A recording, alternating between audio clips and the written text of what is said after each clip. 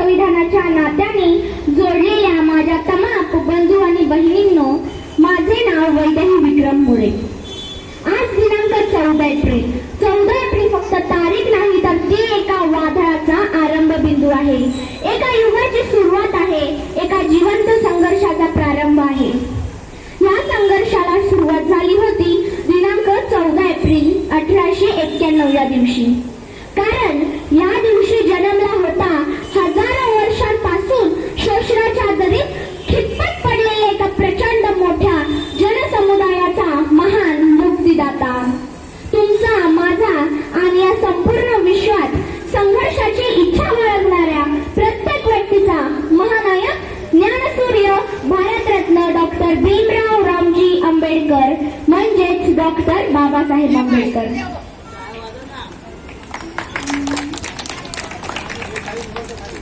जगामध्ये गरिबी तिथेच आहे जिथे शिक्षण नाही, म्हणून अर्धी भाकरी खा पण आपल्या लेकरांना चांगले शिक्षण द्या, असा विचार देणारे डॉक्टर बाबासाहेब आंबेडकर स्वतः वेळ प्रसंगी उपाशी राहून बॅरिस्टर झाले. ज्या समाजात हजारो वर्षांपासून कोणी 4थी पर्यंत देखील शिकलं नव्हतं, त्या समाजात डॉक्टर बाबासाहेब आंबेडकर इंग्लंडमधून बॅरिस्टर झाले. केवढा मोठा भीम पराक्रम! ते आपल्या कायद्याच्या नाणातून आपल्या परिवारासाठी प्रचंड पैसा कमवू शकत होते, परंतु त्यांनी त्यांच्या अभ्यासाचा उपयोग स्वतंत्र भारतात कायदेमंत्री होऊन गोरगरीब जनतेच्या उद्धारासाठी केला.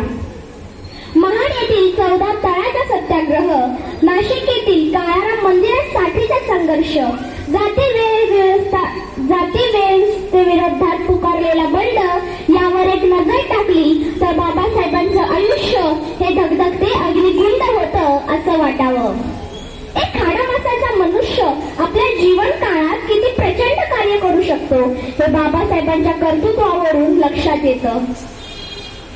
शिक्षण, राजकारण, समाजकारण, अर्थकारण अशा प्रत्येक क्षेत्रात बाबासाहेबांचं कार्य अचंबित करणार आहे. मजुरा संमेलनाच्या अध्यक्षपदाच्या माध्यमातून बाबासाहेबांनी देशातील सर्वात मोठ्या लोकशाही राष्ट्राचे सर्वात महान असे संविधान निर्मित केले. ते संविधान महान आहे कारण ते धर्माच्या पलीकडे जाऊन माणसाला महत्त्व देतं. ज्यात सर्व माणसे समान आहेत आणि त्या प्रत्येक माणसाला मूलभूत अधिकार आहे, जे अधिकार हजारो वर्षांपासून फार मोठ्या जनसमुदायाला नाकारले गेले होते.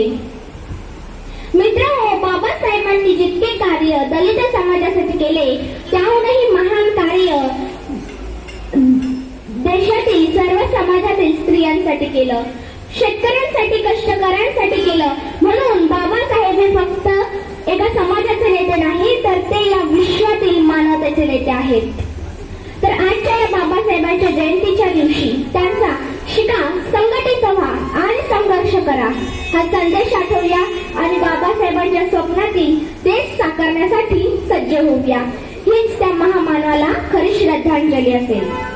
म्हणून मला असे वाटते, हवा वेगाने नव्हती, हवेपेक्षाही त्यांचा वेग होता. अन्याय विरोधात लढण्याचा त्यांचा इरादा नेक होता. असा रामजी बाबाचा लेख भीमराव रामजी आंबेडकर लाखात नाही तर जगात एक होता, लाखात नाही तर जगात एक होता. जय भीम.